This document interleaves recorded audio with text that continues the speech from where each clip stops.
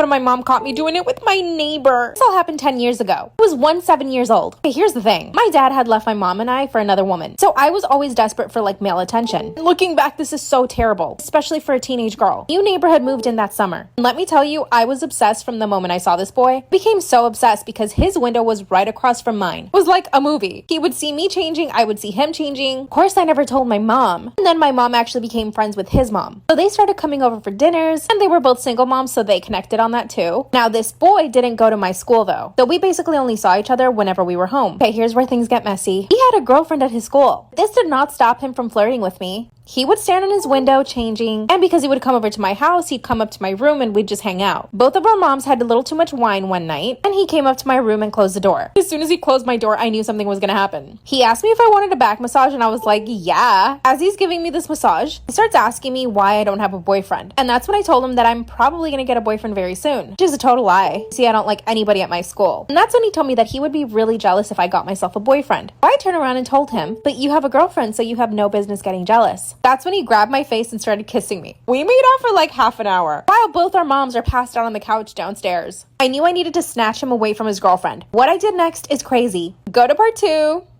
Once he started kissing me, we could not stop. I knew he had a girlfriend and I wanted to steal him away from her. So I thought, why not just do it with him so that he would leave her and be with me? That's when I took off his shirt, he took mine off, and things went from there. Let me just remind you that our moms are downstairs sleeping on the couch.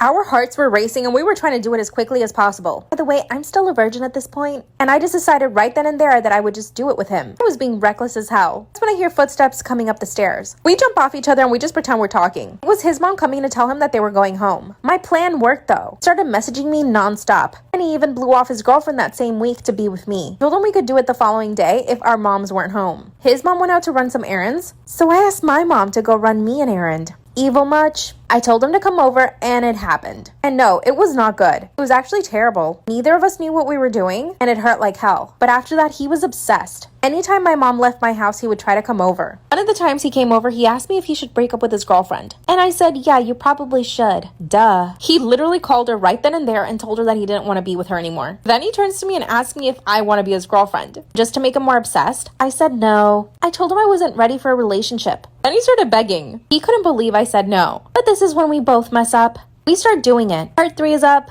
We start doing the dirty, but I didn't realize that my mom was home. My mom was supposed to be at work, but apparently she came home early because she felt sick. So while me and my neighbor are upstairs full on doing the dirty, my mom is downstairs making lunch. That's when the door blasts open and it's my mom holding my lunch. I have no clothes on my bed. There was no way my mom was gonna buy that. We were just hanging out. My mom throws the plate of food at my neighbor. He tries to calm my mom down and tells her that he's in love with me. By the way, I was not in love with him. I mean, I liked him, but I wasn't in love. I didn't know what to do, so I just started to cry. Suddenly, my mom calmed down. I have no idea what got into her, but she politely asked him to put on his clothes and leave. As he was getting dressed, my mom told him not to tell his mom anything, that we would keep this a secret. Once he leaves, my mom confesses to me that his mom and her are in a relationship. First off, I didn't even know that my mom swung that way. Then she asked me if I loved him. I had to lie and tell her that I did, so that she wouldn't find out the truth. That I only did it with him so that he could break up with his girlfriend to be with me. My mom gave us her blessing so that he and I could go out. Like I said, this was 10 years ago. Of course, he and I are no longer together, but my mom is still with his mom, so I see him all the time. He still begs me to be with him. I just broke up with my boyfriend, so I think I might give him a chance now. I mean, I did lose my V card to him, but he cheated on his girlfriend to be with me. And he's clingy. Do you guys think I should give him a chance?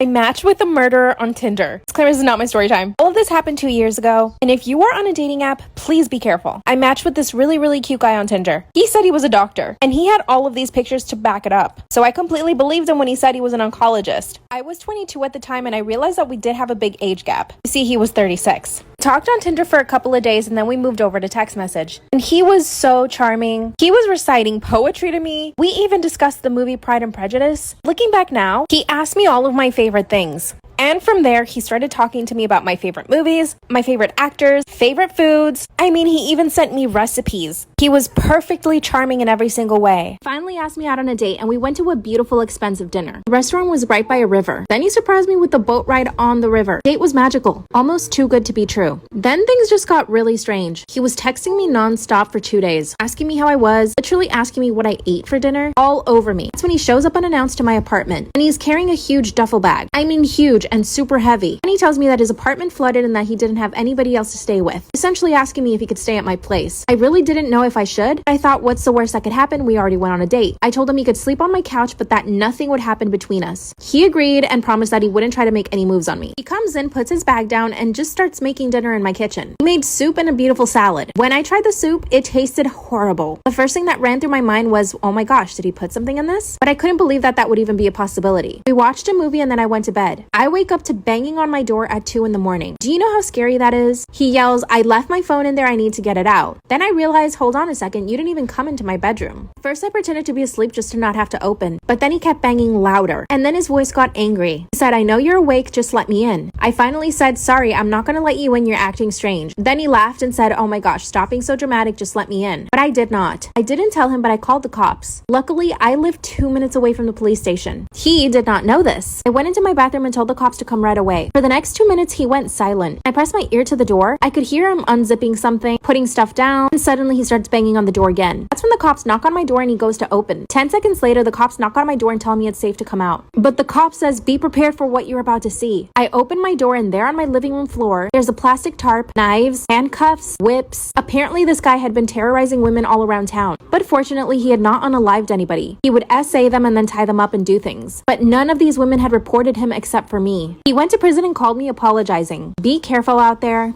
Popular in middle school, but not in the way you think. At my school, the popular girls played volleyball, and so did I. So I thought they were my friends. Silly me. Last time I checked, your friends aren't supposed to make fun of your body and set you up with guys as a joke. Yeah, they did that. I barely got invited to anything, but when I did, they would just make fun of me the whole time. One time, I don't like talking about this because it bothers me so much. A girl put me in a chokehold and they locked me in a room after. Yeah, the psychological explanation for everything they did to me is that they were insecure. If anything, the situation taught me that it's better to be alone than to be surrounded by people who treat you like garbage. It gets better. Not for the bullies though.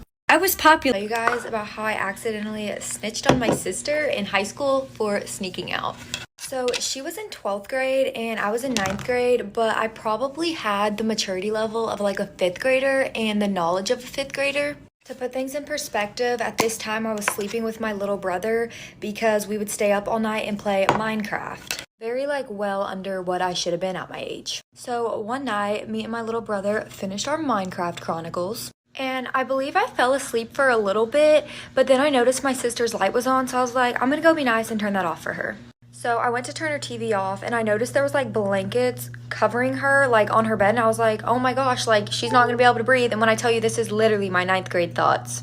So when I pulled the blanket back to help her breathe better, I saw these pillows like in position that looked like a human. And this is gonna sound so dramatic. After I did that, I noticed her curtain was like blowing and it's nighttime, so everything was like more dramatic to me. So in my head, I'm like, oh my gosh, somebody like kidnapped my sister, left her TV, her light on, made it look like there was somebody still sleeping in her bed so that they could get away with this. So I'm already freaking out, like already on the verge of tears, and I'm like, I have to go like run to my parents' room and tell them that Sarah's kidnapped. And how naive I was at the time definitely kept me from understanding the situation, obviously. So I go into my parents' room and I'm like, guys, Sarah's kidnapped, and I'm like crying already. And the first thing my mom does is hop out of bed and goes, Sarah snuck out. And I was like no part of me thought that. I was like, no, mom, like she's kidnapped. You don't understand. The curtain was like swinging in the dark. So I start sitting on the couch while my parents are like calling her and going outside to see where she's at. And I'm like crying, but at this point I'm like, maybe I did accidentally snitch. So my sister gets home and she's like explaining her side of the story to my parents and why she had to do what she did. And I'm just sitting there like, So at this point, she's obviously a little sad because she got in trouble. I would have got in trouble too. And I'm just like, I'm going to go in her room and comfort her. And don't think I'm a snake because I didn't know. Not my stupid self saying to her, I wouldn't have told on you. I just thought you got kidnapped. She goes, you told? Yeah, that was me. Moral of the story, if you ever think you're not a cool person, at least you're not me. This is why I will never go to the gym at night ever again. Unless I'm with a group of friends, you won't see me there. So I went with my best friend spontaneously at like 8 or 8:30 p.m. It's a nice gym, okay? Like it's in a safe part of town, but that doesn't matter. So we were taking turns on the machine where there's like the 2 ropes and you're like pulling them down towards you. I don't know the name, don't judge me. People have made fun of me for this and called me like too anxious or whatever, but I'm always very aware of like my surroundings. Maybe from past trauma, but it is what it is. So Becca's doing the arm pull down thingies because it's her turn, and I look at the entrance. He's wearing like head to toe, long sleeve, dragging on the floor, black cape. And then as he's walking, it like flows behind him. You can see that he's wearing jeans to the gym. So very unusual gym outfit. I'm not one to judge. I'm just saying bro did not look like he came there to work out. So I'm just keeping my eye on him, and he starts walking around the gym, like making full laps around the place. So he was there by himself, and I noticed he had a skateboard like tucked into his arm, and I was like, what is bro doing? He's making these laps around the gym. I noticed that it doesn't look like he's looking for a workout machine to use because he's quickly walking around and like scanning every person there like up and down. So I say something to Becca. I'm like, hey, keep an eye out for this guy. He's kind of freaking me out. I don't know what he's doing. And she's like, you're being crazy. I was like, no, like I'm telling you, this isn't just me being anxious. Like I have a weird feeling about this. Literally as I'm doing my set, he walks over to me, like facing me, almost puts his head through the machine I'm using to look at me. Does the most obvious like up down stare I've ever seen in my life. And it freaked me out so much I literally dropped the weights. I just kind of stumbled back. And then he kind of like nods his head like noted and starts doing that to everyone else at the gym. So at this point I turn around and I'm like, Becca, you saw that, right? And she's like, what? No, because she was on her phone. And then I tell her what happened and she's like, Jessie, you're being crazy. Stop. And I honestly don't blame her for not believing me because I'm always overanalyzing shit. But then everyone in the gym literally stops what they were doing. When I tell you I've never seen anything like it. These people that don't know each other start taking off their headphones, looking at each other, and everyone just silently walks into the middle into like the circle. It sounds like I'm making this up. I promise you this is exactly how it went. So I look over at my best friend and she's like, you were right. You were right. So we join up with everyone else, and there's a guy saying he's seen this guy at the gym before, and normally he's harmless, but today he's acting really weird. And this other girl was saying that she noticed the whole time he was walking around, he had his hand like in his cape, like he was holding something you couldn't see underneath his cape. Told everyone what had just happened to me, and some other people were like, yeah, that just happened to us too. And as we're all talking, I'm watching this guy still, and he's walking towards the restrooms. He literally stops, looks around, and then peeks his head in the women's room, like looking like he's trying to see, which is also a locker room. And then he just like runs into the men's room, like runs. I'm like, oh hell no. And the only kid working there at the front desk comes up and he's like, what's going on, guys? All of us tell him what happened and all of our stories. And everyone's like, this guy's making everyone uncomfortable. Can you please do something? Right then the guy walks back out from the bathrooms. The guy that's working there sees him. The kid working there was young. He's like,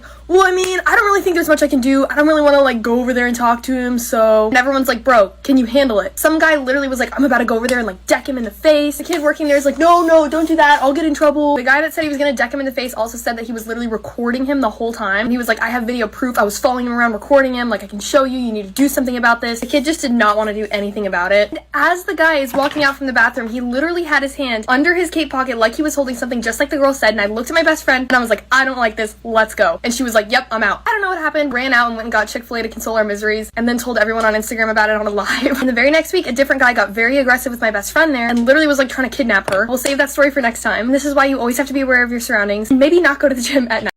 Story time of how I figured out that my sister was trying to kill me.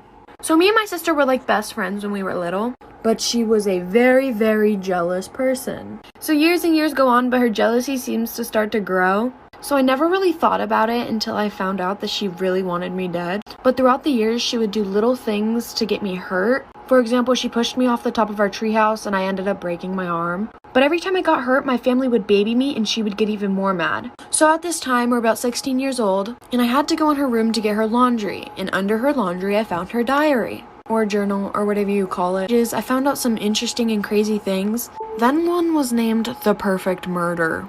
What an original name. She